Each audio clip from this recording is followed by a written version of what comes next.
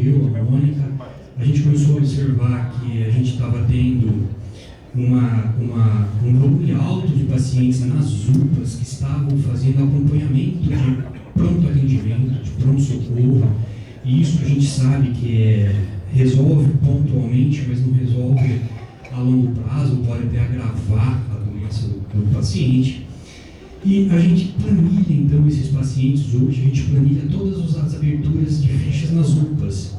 E a gente determinou como ponto de corte o número 3, ou seja, esse paciente que passa um período de 30 dias na unidade 3 vezes, a gente entende que esse paciente ele já está fugindo do perfil da unidade secundária e ele precisa de uma atenção pela atenção primária, tá? Porque se entende que esse paciente foi com uma queixa, foi medicado, foi feita uma reavaliação, ele retorna no máximo para pegar um resultado de exame ou alguma coisa nesse sentido. Porém, 3, 4, como a gente pegou 8, 12 vezes o paciente passando dentro de 30 dias, esse paciente ele tá fazendo a coisa errada, né? Então a queixa dele vai se agravando com o passar dos retornos dele. Então isso foi um trabalho que está sendo desenvolvido, que está dando resultado. A gente planilha esses pacientes, encaminha uma relação para a Mônica, encaminha uma relação para os distritos com nome, dados do paciente, para que cada unidade básica, né, da qual ele pertence, esse paciente possa ser feita uma busca ativa e aí sanar o problema e evitar que ele evolua. Então isso eu acho que é um trabalho fantástico, a partir de uma coisa muito simples. O outro ponto também vou aproveitar que a Sandrina está aqui também, que também foi um trabalho excelente. A gente começou a observar que nas UPAs, né, estava tendo um aumento dos casos de pacientes psiquiátricos, gerando internação, gerando acompanhamento, gerando até uma primeira consulta em CAPS. E a gente começou a observar que isso estava impactando no nosso atendimento, no nosso modelo assistencial. E a gente estava preocupado porque esse paciente estava retornando no mesmo sistema do paciente que eu mencionei anteriormente. Né? Esse paciente, então, a família fica muito vulnerável com esse perfil de paciente, ela fica sobrecarregada e ela traz esse paciente simplesmente para você medicar, para ele, tirar ele da mania, do surto, para que ele possa voltar ou retornar ao lar. E nesse trabalho foi feito um protocolo de saúde mental para Campinas, em que a gente unificou dentro do protocolo todos os fluxos, a primeira entrada, a porta de entrada, qual será o desfecho desse paciente, a proposta da UPA, a proposta da internação hospitalar, qual que é a proposta dos CAPs 24 horas. Então isso também é um outro trabalho que derivou da primeira ação junto a esses pacientes que fazem parte da população assistida pelo atendimento secundário nas UPAs. Entrando agora na questão dos apontamentos, eu vou fazer coro aqui, realmente tem alguns apontamentos muito pertinentes. Tá? A questão da população em relação ao quantitativo de UPAs, isso já foi levantado pela gente. Tá? Hoje, Campinas tem 5 distritos de saúde, tá? Como vocês já sabem, Norte, Noroeste, Sudoeste, Sul e Leste. Obrigado por todo mundo estar me acompanhando no raciocínio. E nós temos, no entanto, 4 UPAs, né? Poxa, mas está tendo uma distorção aí. E de fato, sim. Tá? Se você observar, a região leste é uma das áreas mais populosas de Campinas, tá? Dentro daquelas portarias que eu coloquei para vocês, elas são muito específicas na abrangência da população, e nessa abrangência e volume de atendimento esperado, ela vai determinar não só o quantitativo de RH, né, médico e de enfermagem e por aí vai, mas também na questão de estrutura dessa unidade. Então, ela precisa ter 15 leitos de observação, 4 leitos de emergência. A equipe que tem que compor são cerca de 9 médicos durante o período das 24 horas. Então, sim, o Distrito Leste, que tem uma população de,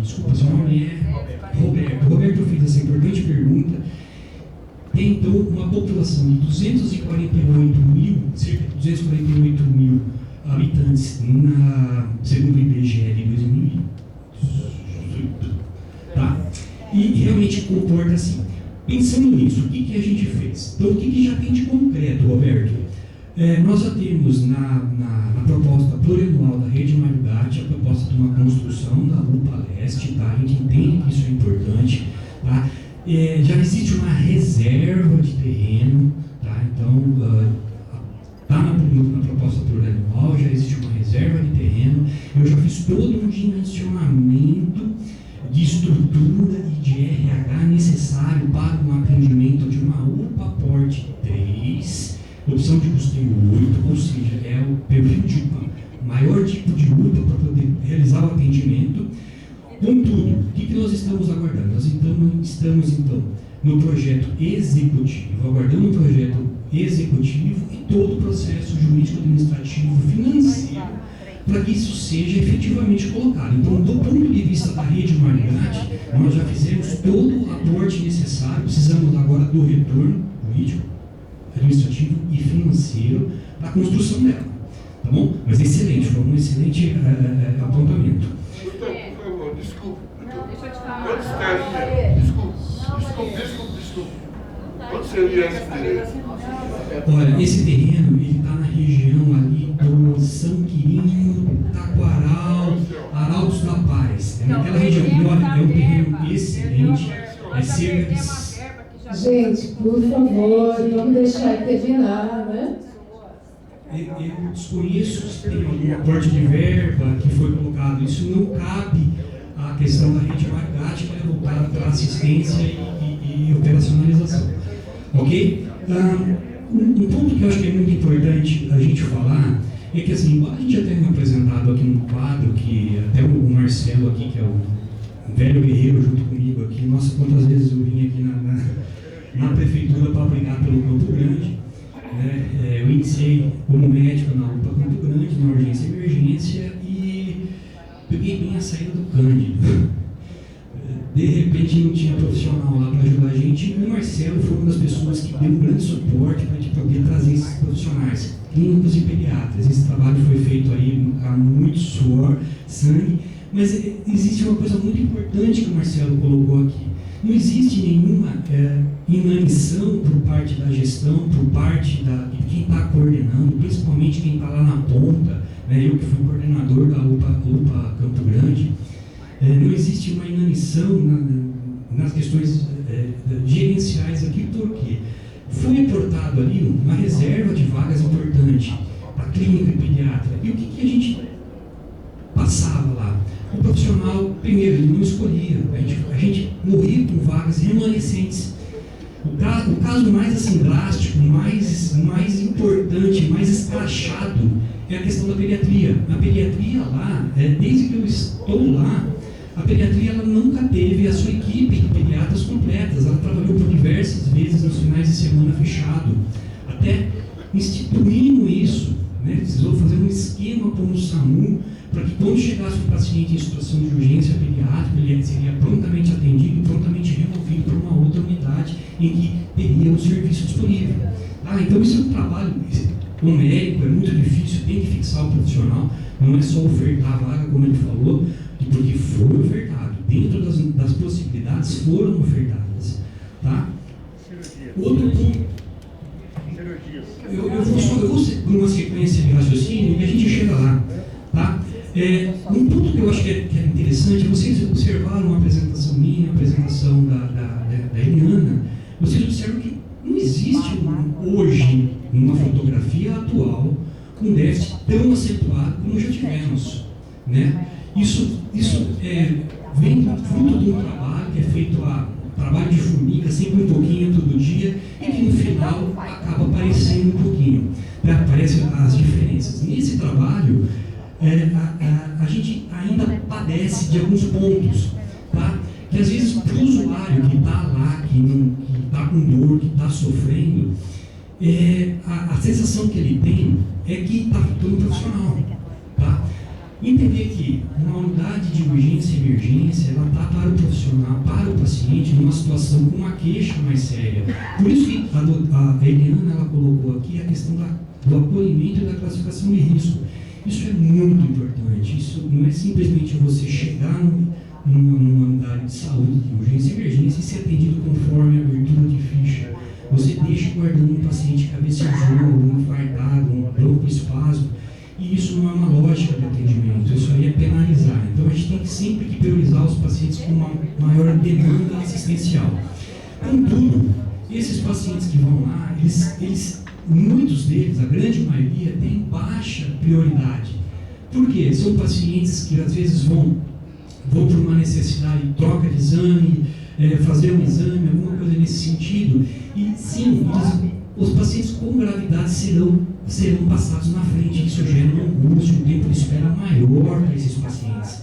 Muitas vezes ocorre também o adoecimento do profissional que está trabalhando.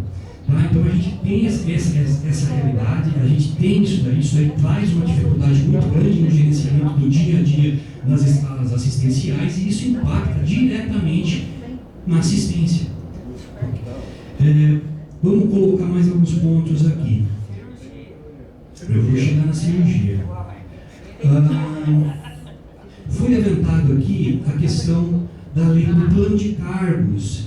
Tá? A Rede Marigatti, como ela colocou, existe todo um histórico, toda uma contextualização. As coisas não são simplesmente assim, de alguma forma tentando colocar uma inanição da gestão da Rede Marigatti.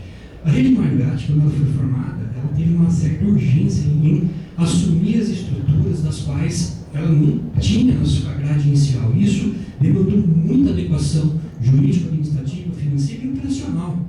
E a partir do momento que a gente começou a melhorar isso daqui, vamos debruçar para melhorar o atendimento, nós passamos por uma pandemia. Em 2020 chega a pandemia. E essa pandemia, ela causou na Rede Marigatti uma série de sobrecargas assistenciais. Tivemos que abrir diversos hospitais de campanha, conversão de UPA para hospital de campanha. Então isso tudo trouxe uma sobrecarga na gente que, além da questão da Lei 173 de 2020, tem também essa justificativa assistencial. A gente não pode esquecer disso, existe todo um contexto para isso. Tá? E isso penaliza a gente. Tá?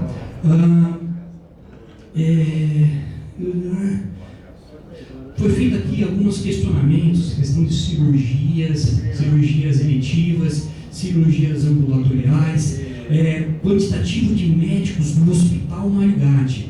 Tá? Eu não me sinto à vontade para responder essas arguições de vocês, porque é um questionamento que pertence a outra diretoria, a diretoria do Marigatti.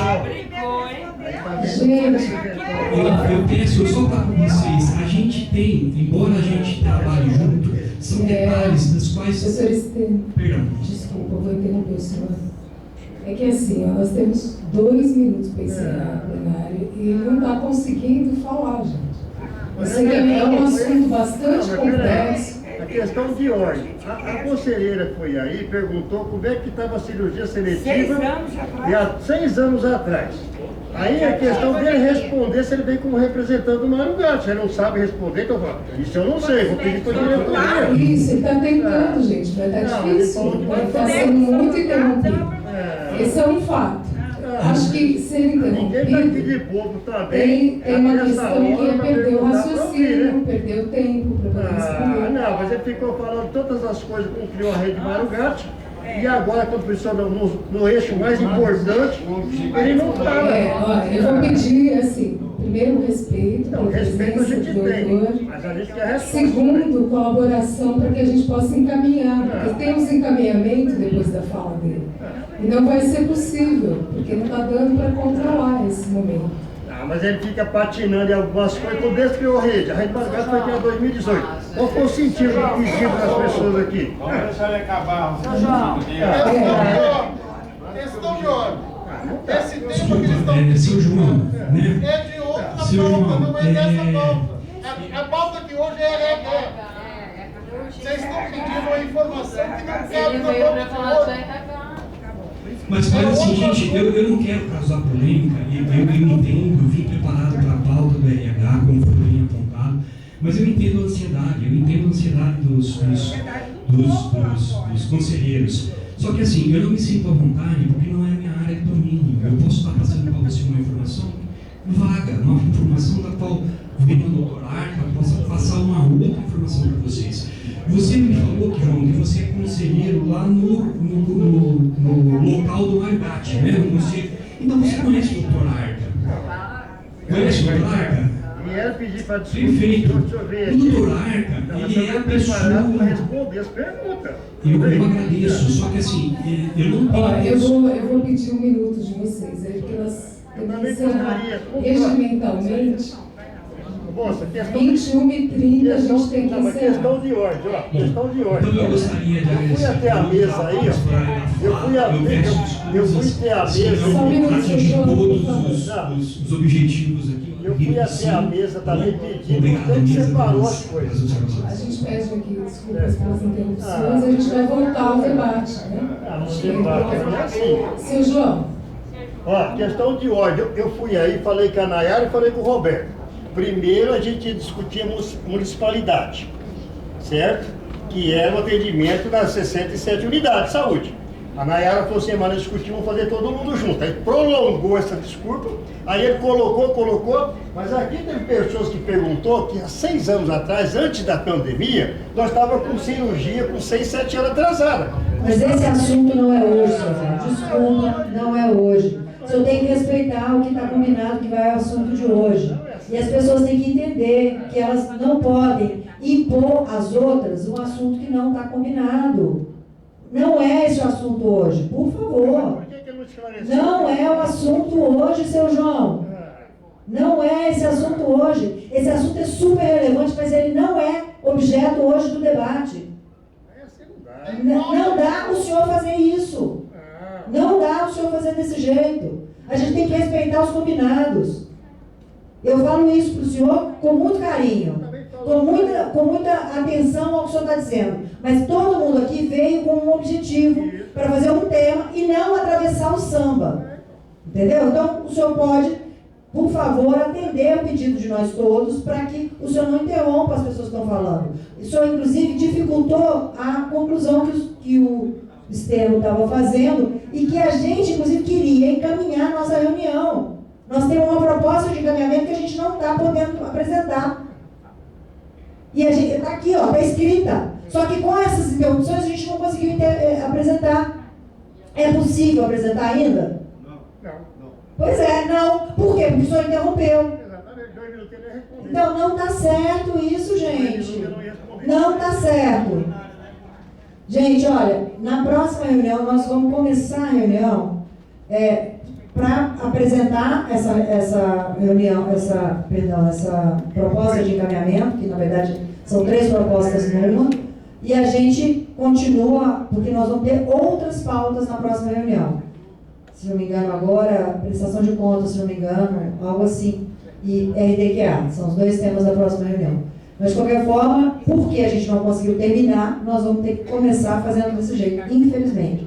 E eu peço desculpas em nome do Conselho, a todos que estão aqui, e que a gente poderia ter terminado a reunião, mas tivemos essa interrupção e nos dificultou esse processo. Tá bom? Mas uma sugestão. Então, na próxima, o primeiro bloco, faz o primeiro bloco de pergunta, responde. Aí se alguém tivesse... Não tem mais pergunta. Agora, sobre esse ponto, agora nós vamos só apresentar a proposta de encaminhamento, só isso. Estou fazendo uma sugestão nas próximas reuniões. Nas próximas. Gente, obrigada pela presença, boa noite para todo mundo. Nos vemos em breve, dia 28, né? A próxima reunião é dia 26 de outubro, no mesmo bate local e mesmo bate horário, às 18h30, aqui no Salão Vermelho, dia 26 do 10. Aí a gente finaliza esse tema muito rapidamente para poder trabalhar os outros temas. Obrigada a todo mundo, obrigada a vocês dois especialmente pela paciência aí com a nossa transmissão e a todo mundo aí. Como é que está as viaturas em termos de conservação? Gente, um abraço para vocês. Não, Tem processo de avaliação. Temos mesma pergunta. Quantos médicos eram? O médico do Nordeste legal? Perguntei bem caro do Marigá. Perguntei do Marigá, perguntei do Marigá. Aí eu cheguei a 12 pacientes. E essas 12 vocês falam que não tem para operação. Então, o que acontece? Furar o pneu. Não, você furou o pneu. Você indica enfermagem, trabalhar e leva essa. Mas o médico é uma caixa de mês, né? É uma caixa de logo no medicamento. Mas eu já estou na hora.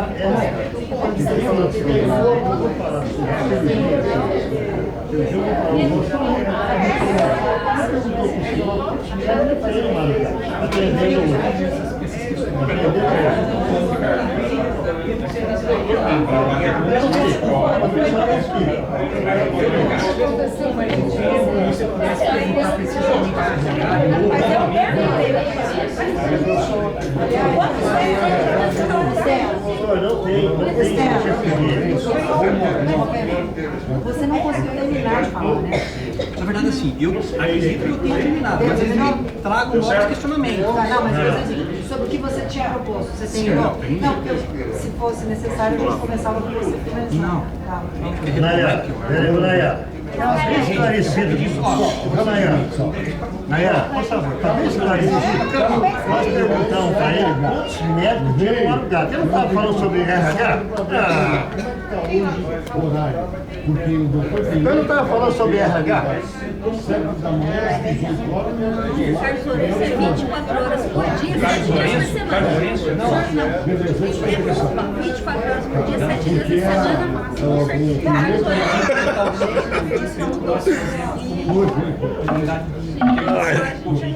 24 horas. Gente, um abraço para vocês, viu? Você acha que daí vocês conseguem passar?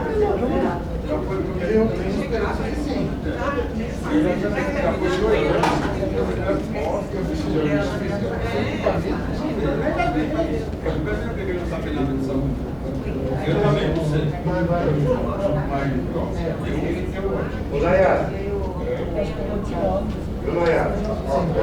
Não tem mau entendimento, nós perguntamos assim, a pauta é RH.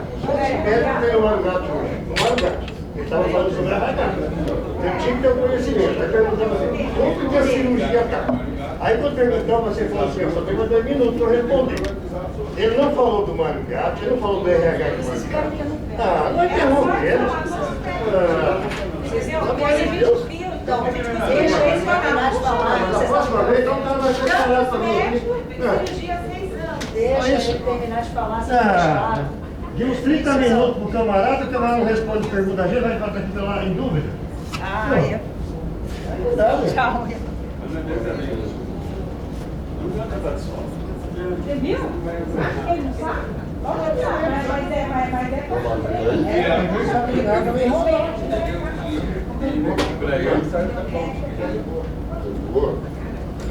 Mas hoje eu não vou pro aquele lado.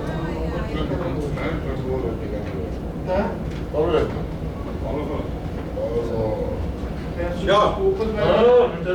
Tchau, eu vou te ligar. Aí eu vou te explicar direito o que é. Muito bem confuso. Gente, que é isso?